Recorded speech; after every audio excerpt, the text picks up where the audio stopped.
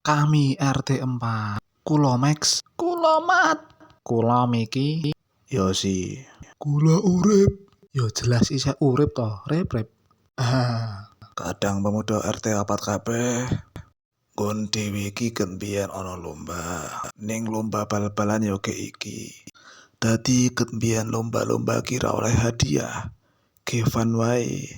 Tur warga ya ora ditariki iuran, dadi ya ora nggo biaya apa-apa. Oke lek sempeteng dhewe seneng. Oh iya bener kuwi. Lah iki jadwale mon dhewe ketemu RT 2. Aku berharap mon dhewe sing juara tur maine fair play. Gelek siap lek.